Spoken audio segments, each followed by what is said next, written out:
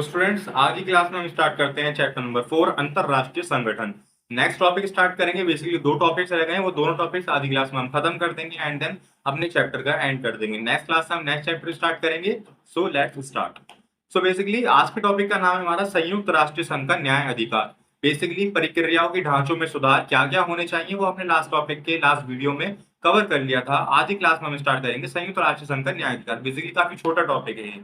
तो इसके अंदर क्या आता है, बेसिकली संयुक्त राष्ट्र संघ ने जब अपने अस्तित्व के 60 वर्ष को पूरे किए तो इसकी सभी सदस्यों के देश प्रमुख इस सालगिरह को मनाने के लिए 2005 के सितंबर में एकत्र हुए।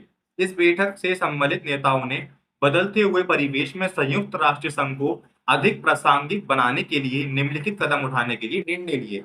तो बेसिकली संयुक्त राष्ट्र संघ को 60 वर्ष कंप्लीट हो गए थे 2005 के अंदर। तो इसकी सालगिरह मनाने के लिए सभी देश के नेता एक साथ इकट्ठे हुए और इन्होंने ये फैसला लिया कि इसको और आगे बढ़ाने के लिए, इसके न्याय अधिकार और अच्छे करने के लिए हमने ये निर्णय लेने चाहिए। और उन्होंने क्या क्या निर्णय लिए थे, उनमें से कुछ ये थे। पहला, शांति संस्थापक आयोग का गठन करना। सभी देशों के अंदर शांति होनी चाहिए, भाईचारा होना चाहिए, उसका गठन करना। फिर अगर कोई राष्ट्र अपने नागरिकों अत्याचारों से बचाने के लिए सफल नहीं हो रहा है तो विश्व के तमाम देश इसका उत्तरदायित्व लें, इस बात की स्वीकृति लें कि हम इसकी मदद करेंगे। मानवाधिकार परिषद की स्थापना 2006 के 19 जून में सक्रिय हो गई। हर रूप नीति के आतंकवाद की निंदा करना, हर एक लोकतंत्र का कोष का गठन करना। बेसिकली ये सब निर्णय लिए गए थे कि हम इन सब टॉपिक्स का और भी ध्यान देंगे। बट अब सवाल ये उठता है कि इन सब टॉपिक्स पे ध्यान देंगे, अच्छी बात है, वो ये विकास भी कर रहे हैं हमारा। बेसिकली ये सब शांति स्थापक होगी, सारे देश के अंदर, विश्व के अंदर शांति होगी तो हर एक देश ग्रो करेगा, लड़ाइयों से बचेगा।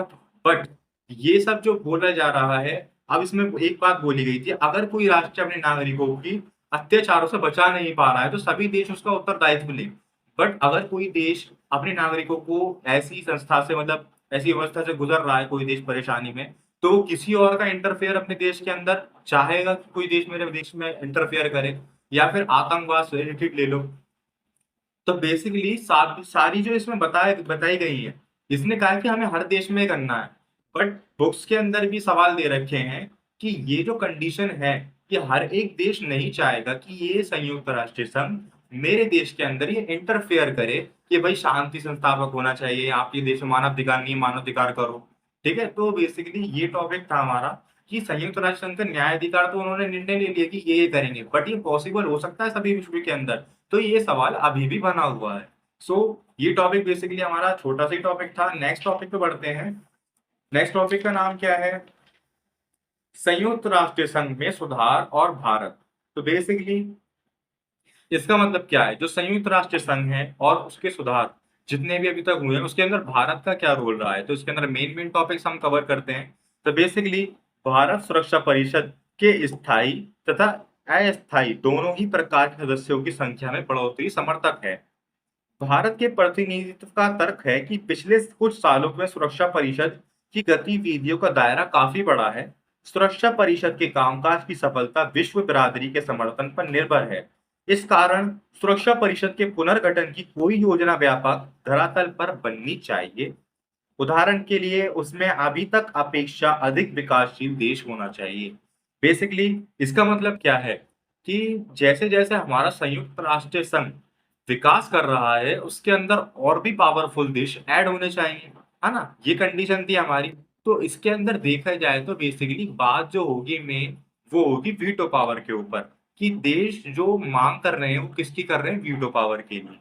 अब वीटो पावर के लिए कौन कौन कर सकता है, लाइक इंडिया तो करेगा ही करेगा। इंडिया का क्षेत्रफल भी अच्छा है, व्यवस्था भी अच्छी है, आर्थिक व्यवस्था भी अच्छी है, तो इसलिए इंडिया तो मांग कर रहा है वीटो पावर की। उसके बाद जापान भी है और भी अन्य देश हैं। तो इनके अंदर क्या क्या कंडीशन है जो इनको वीटो पावर देनी चाहिए और नहीं देनी चाहिए, तो ये टॉपिक्स आते हैं इसके अंदर हमारे।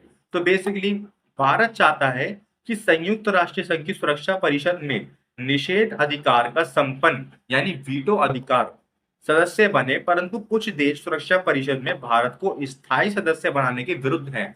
सुरक्षा परिषद के देश में चाहता है भारत की मुझे वीटो पावर मिले और मैं स्थायी सदस्य बनूं, बट कुछ देश जो है वो इसके विरुद्ध जाते हैं। क्यों? केवल पड़ोसी पाकिस्तान ही नहीं, यानी पाकिस्तान ही इसका विरुद्ध नहीं जाता, कौन कौन जाते हैं, जिनके जिनके साथ भारत के पिछले रिश्ते अच्छे नहीं रहे, बल्कि कुछ और मुल्क भी चाहते हैं कि भारत को सुरक्षा परिषद में वीटो अधिकार सदस्य के रूप में सम्मिलित ना किया जाए। क्यों नहीं किया जाए? उदाहरण के लिए कुछ देश भारत के परमाणु हथियार को लेकर चिंतित हैं। कुछ और देश का मानना है कि पाकिस्तान के साथ रिश्तों में कठिनाई की वजह से भारत स्थायी सदस्य के रूप में अप्रभावी रहेगा। कुछ अन्य देशों का मानना है कि उभरती हुई शक्ति के रूप में अन्य देश मसलन ब्राजील, जर्मनी, जापान और शायद दक्षिण अफ्रीका को भी सम्मिलित करना पड़ेगा, जिसका ये देश विरोध करते हैं। कुछ देशों का विचार है कि यदि सुरक्षा परिषद में किसी प्रकार का विस्तार होता है, तो अफ्रीका और दक्षिण अमेरिका को अवश्य प्रतिनिधित्व मिलना चाहिए, क्योंकि वर्तमान सुरक्षा परिषद में इन्हीं महादेशों की नुमाइंदगी नहीं है। इन सरकारों को देखते हुए भारत या किसी दूसरे देश के लिए निकट भविष्य में संयुक्त राष्ट्र संघ की सुरक्षा परिषद का स्थायी सदस्य बनना कठिन प्रतीत होता है। तो बेसिकली क्या है कि भारत जो ये मांग करता है कि मुझे संयुक्त राष्ट्र संघ का स्थायी सदस्य बनाया जाए और साथ में मुझे वीटो पावर भी प्रदान की जाए। बट जो कुछ स्थायी देश हैं, वो इसका विरोध करते हैं। क्यों करते हैं? इसके विरोध के अंदर सिर्फ पाकिस्तान ही नहीं, पाकिस्तान का नाम इसके लिए लिया गया है क्योंकि इसके अंदर क्योंकि पाकिस्तान के हमारे ज़्यादा बनती नहीं है। तो इसके अंदर बताया गया है कि सिर्फ पाकिस्तान ही इसका विरोध नहीं करता, और भी देश करते हैं। और वो क्यों करते हैं? और वो देश कौन से हैं? सॉरी, वो देश वो हैं जिनके साथ भारत के पिछले कई सालों में रिश्ते अच्छे नहीं बन पाए। वो क्या कहते हैं बेसिकली कि उन्हें पहली चिंता तो ये है कि भारत के पास परमाणु शक्ति है, ठीक है? अब उसके पास वीटो पावर मिल जाएगी तो वो किसी के ऊपर परमाणु दाग सकता है या किसी के ऊपर फैसला भी ले सकता है। दूसरी चीज़ कि भारत जो है उसकी पाकिस्तान के साथ ज़्यादा बनती नहीं है। अब भारत को वीटो पावर मिल जाएगी तो वो उसके साथ उसके खिलाफ कड़ा कड़ा एक्शन ले लेगा, और उसके खिलाफ एक्शन जो लेगा उसको माना भी बच जाएगा, है ना? भाई वीटो पावर वाले देश की तो मानी जाएगी ना। तो बेसिकली इसको इसकी वजह से भी नहीं मिलती कि भारत के जो देश जो पड़ोसी देश हैं उससे बन नहीं रही, तो भारत उनके खिलाफ तो ज़रूर एक्शन लेगा, वीटो पावर का यूज़ करेगा और उसको कोई रोक भी नहीं सकता। तो इसलिए भी वीटो पावर नहीं दी जाती उसको। और फिर दूसरी चीज़ ये कि कुछ अन्य देशों का मानना है कि उभरती हुई शक्ति के रूप में सिर्फ भारत ही नहीं है, उसके साथ-साथ क्या है, ब्राज़ील है, जापान है, दक्षिण अफ्रीका भी है।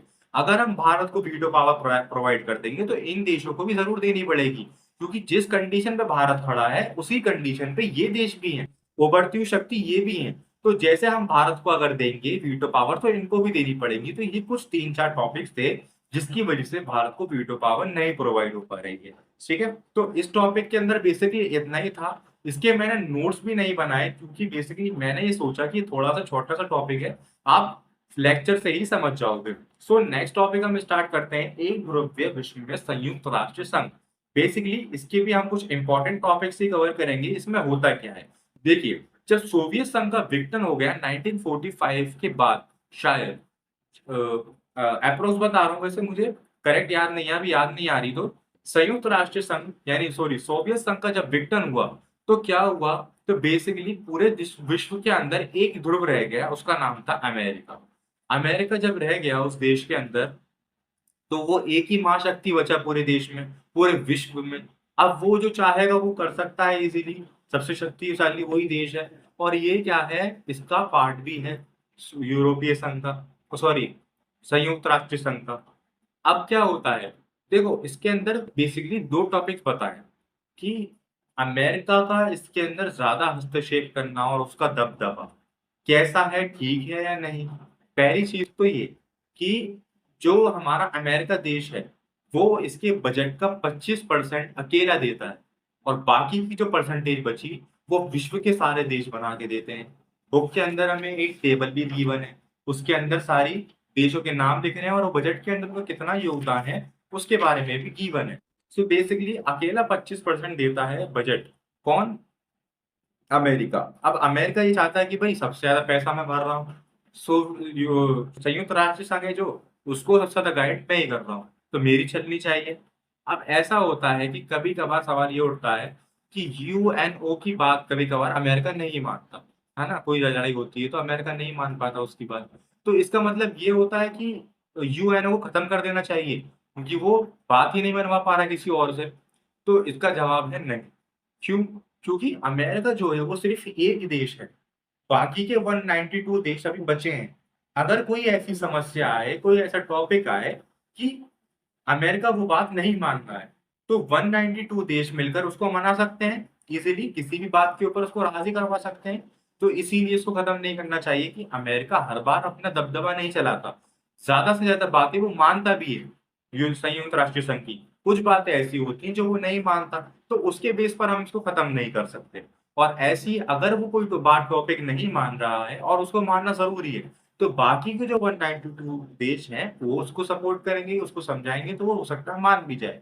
तो बेसिकली ये सब चीजें हैं। और क्या बता रखा है इसके अंदर, इस प्रकार संयुक्त राष्ट्र संघ अमेरिका की शक्ति पर नियंत्रण लगाने का विशेष सक्षम नहीं।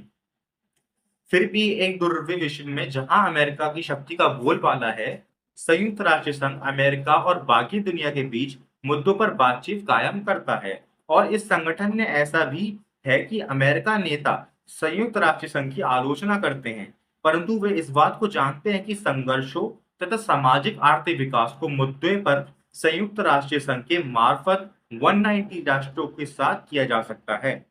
जहां तक बाकी विश्व की बात है, तो इसके लिए संयुक्त राष्ट्र संघ ऐसा मंच है जहां अमेरिका रवैया और नीतियों पर कुछ नियंत्रण लगाया जा सकता है। तो बेसिकली अमेरिका एक महाशक्ति है।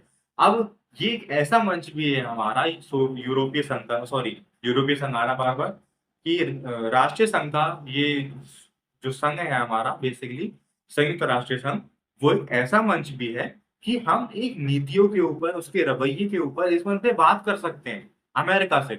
और एक देश नहीं कर सकता, सभी देश मिलकर बात कर सकते हैं कि भाई आपकी ये नीति अच्छी नहीं है या फिर ये अच्छी है, इसका इसको बढ़ाया जाए, इसको खत्म कर दिया जाए। तो एक ऐसा मंच भी है जहाँ पे रवैयों और नीतियों के ऊपर भी बात की जा सकती है। और क्या है, ये बात ठीक है कि विसंगठन के खिलाफ बाकी दुनिया शायद ही कुछ एकजुट हो पाती है और अमेरिका की शक्ति पर नियंत्रण लगाना एक सीमा तक असंभव है। परंतु इसके बावजूद संयुक्त राष्ट्र संघ ही है वह जगह है जहां अमेरिका के किसी विशेष रवैयों और नीति की आलोचना की सुनवाई हो और कोई बीच का रास्ता निकाले तथा रियायत देने की बात कही सोची जा सकती है। संयुक्त राष्ट्र संघ में कुछ कमियां हैं, परंतु इसके बिना विश्व को खस्ता हाल में होगा। आज विभिन्न समाजों तथा मुद्दों के बीच आपसी तार जुड़ते जा रहे हैं। इसके पारस्परिक निर्भरता का नाम दिया जाता है। इसे देखते हुए यह कल्पना करना मुश्किल है कि संयुक्त राष्ट्र संघ जैसे संगठन के बिना दुनिया के 7 अरब से भी अधिक लोग कैसे रहेंगे। प्रौद्योगिकी ये सिद्ध कर रही है कि आगामी दिनों के में दुनिया से पारस्परिक निर्भरता बढ़ती जाएगी। इसलिए संयुक्त राष्ट्र संघ एक महत्व भी लगातार बढ़ेगा। लोगों को तथा सरकारों को संयुक्त राष्ट्र संघ एवं दूसरे अंतरराष्ट्रीय संगठनों के समर्थक और उपयोगों के उपायों को तलाशने होंगे। ऐसे उपाय जो उनके हितों तथा विश्व बिरादरी के हितों के व्यापक धरातल पर मेल नहीं खाते हैं।